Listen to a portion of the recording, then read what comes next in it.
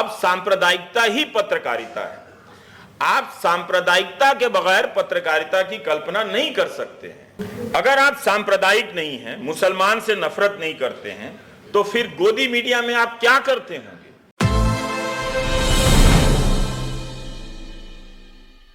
उस देश में जहां युवा नेताओं की बात होती है, वहां युवा इन युवा नेताओं को नहीं दिखाएगा, बल्कि 70 साल के नेता को युवाओं के नेता के रूप में लगातार पेश करता है।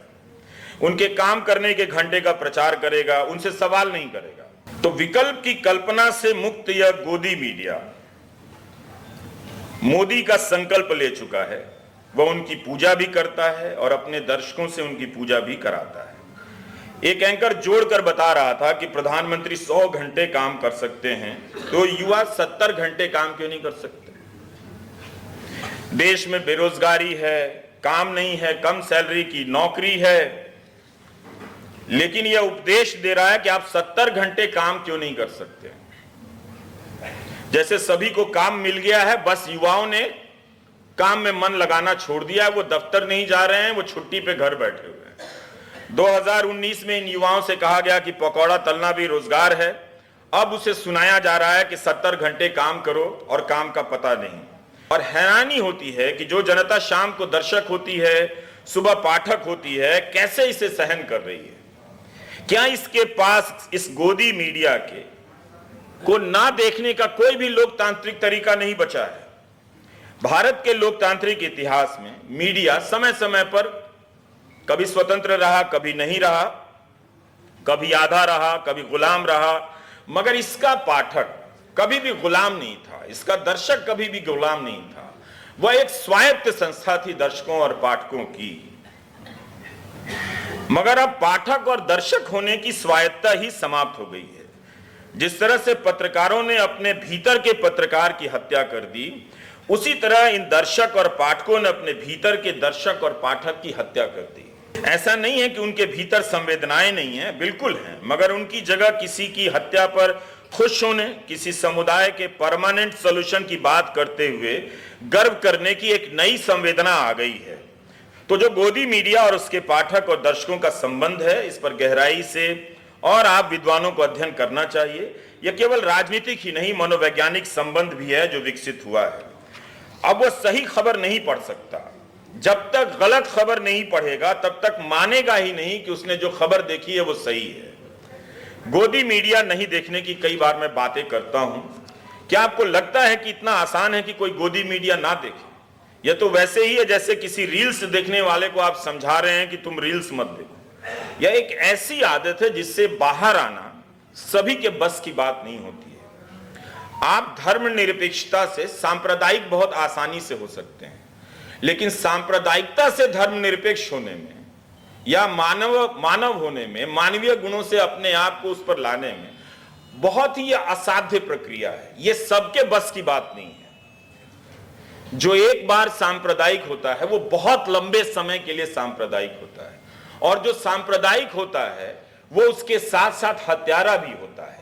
अगर हत्यारा नहीं होता है तो हत्या का समर्थक होता है। तो इतना आसान नहीं है कि आप उससे एक झटके में कह दें कि तुम गोदी मीडिया मत देखो। वो क्या करेगा, वो कैसे जिएगा, उसे अब जीना भूल गया है वो। जब तक गोदी मीडिया के खिलाफ नागरिकों का आंदोलन नहीं होगा, लोग घर घर जाकर नहीं समझाएंगे, तब तक भारत को लोकतांत्रिक और लोकतंत्र के लिए खड़ा होने वाला मीडिया नहीं मिलेगा। भारत की लोकतंत्र की यात्रा में मीडिया की अच्छी भूमिका रही है, जिसे हम प्रेस के रूप में जानते थे। विभाजन की आग में घी डालने में भी इसकी भूमिका रही है, तभी गांधी जी ने अखबार ना पढ़ने की सलाह दी थी। अखबारों की विभाजनकारी खबरों पर टिप्पणी बहुत लोगों ने की है, लेकिन कई बार सोचता हूं कि 1947 के आसपास उन सांप्रदायिक संपादकों और पत्रकारों का आगे चलकर क्या हुआ, पत्रकारिता में भी और पत्रकारिता के बाद वे क्या करने लगे, किस तरह से समाज में स्थापित हुए। इसकी जब कल्पना करता हूं तो जिज्ञासा होती है कि जानूं जरा कि जिन लोगों ने 1947 के समय में इस तरह की सांप्रदायिक खबरें उठाई, उड़ाई, छापी, और जिसके नतीजे में कई जगहों पर दंगे हुए और कई बार सरदार पटेल की झुंझलाहट भी मिलती है, देखने को, पढ़ने को मिलती है, तो क्या हुआ, उन लोगों का क्या हुआ? क्या वो राजनीति में सुरक्षित हुए, समाज में प्रतिष्ठित हुए? इसका जवाब मुझे नहीं मिलता है, शायद किसी और के पास हो। लेकिन उसी दौर में सांप्रदायिकता का विरोध करने वाले थोड़े पहले गणेश शंकर विद्यार्थी दंगों के बीच ही मारे गए। लेकिन ये सवाल फिर भी रह जाता है, तो भारत की पत्रकारिता में सांप्रदायिकता का अंश तो रहा है, मगर आज जो है वो अलग है। अब सांप्रदायिकता ही पत्रकारिता है। आप सांप्रदायिकता के बगैर पत्रकारिता की कल्पना नहीं कर सकते हैं।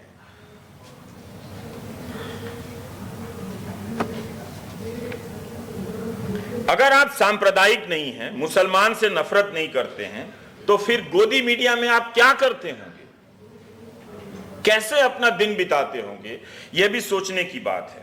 आपकी क्या वहां कोई जगह हो सकती है? तो आज पत्रकार होने के लिए सांप्रदायिक होना और एंटी मुस्लिम होना पहली शर्त है। और जब आप सांप्रदायिक हो गए तो आप किसी भी तरह से लोकतांत्रिक और संवैधानिक नहीं हो सकते। वो संभावना आपके भीतर ही खत्म हो गई, वो किसी संस्थान से पैदा नहीं की जा सकती। और हिंदू मुस्लिम का मैं इस्तेमाल नहीं करता, मैं अक्सर एंटी मुस्लिम का इस्तेमाल करता हूं, क्योंकि अब सब एक तरफा है। तो जब पत्रकारिता सांप्रदायिक हो जाए, उसके भीतर के लोग भीड़ की हत्या पर जश्न मनाने लग जाएं, क्या आप उसे संविधान का पाठ पढ़ा सकते हैं? आज के गोदी मीडिया में हर तरह की बुरी आत्मा प्रवेश कर गई है। एक जो अच्छी आत्मा थी, संविधान की आत्मा, वो मीडिया से बाहर कर दी गई है।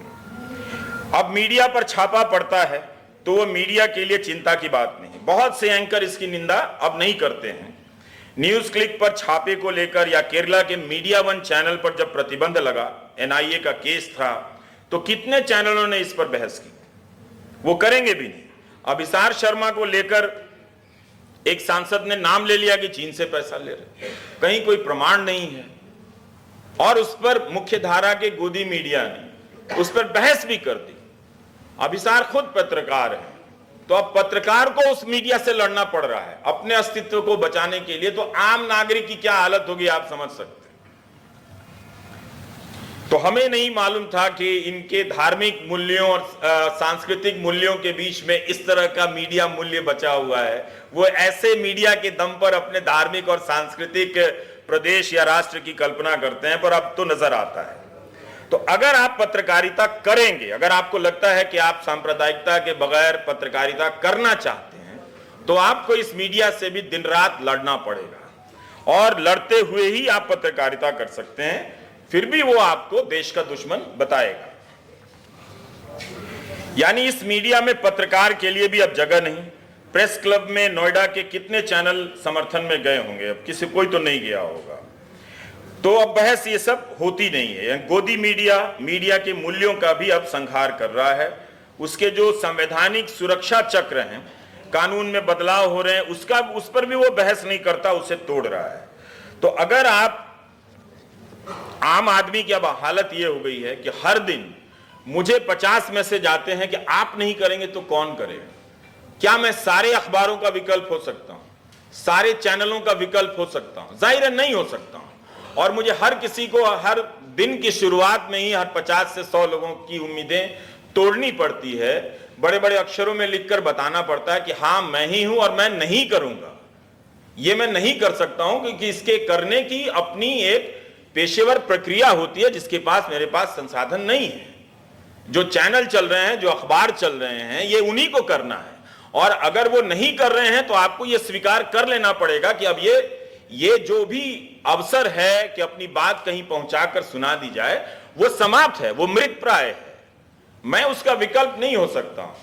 ये रोज मैं करता हूं। और आम आदमी क्या कर रहा है, अब जब प्रदर्शन करने निकलता है तो वो ट्वीट, एक पोस्ट बनाता है, उसी पोस्ट को सैकड़ों दर्जनों पत्रकारों के ट्विटर हैंडल पर पोस्ट करता है, कोई नहीं सुनता है, उसकी कोई नहीं सुनता है। तो पहले होता था कि मीडिया आदमी के पास चलकर जाता था, अब आदमी मीडिया के पास चलकर जा रहा है, तब भी कोई नहीं सुन रहा है उसका। 2019 में ऑस्ट्रेलिया की केंद्रीय जांच एजेंसी ने एबीसी न्यूज चैनल पर छापा मारा और एक पत्रकार के घर भी छापे पड़े थे। तो क्या हुआ था कि इसके विरोध में वहां के जितने भी क्षेत्रीय अखबार थे, कम प्रसारण वाले, और राष्ट्रीय अखबार थे, अधिकतम प्रसारण वाले, इन सब ने अपने पहले पन्ने पे कुछ काट पीट लगा दिया काले रंग से, जो लिख के उस पे काली स्याही लगा दी कि जिससे आप पढ़े नहीं, विरोध में सारे अखबारों ने किया था। और टीवी चैनलों पर विज्ञापन चला था कि जब सरकार आपसे सच छुपाना चाहती है तो वो क्या है जो छुपाना चाहती है, इस तरह से चला था उस देश में। हम मदर ऑफ डेमोक्रेसी, क्या हमारे यहां चल सकता है? नहीं चल सकता है।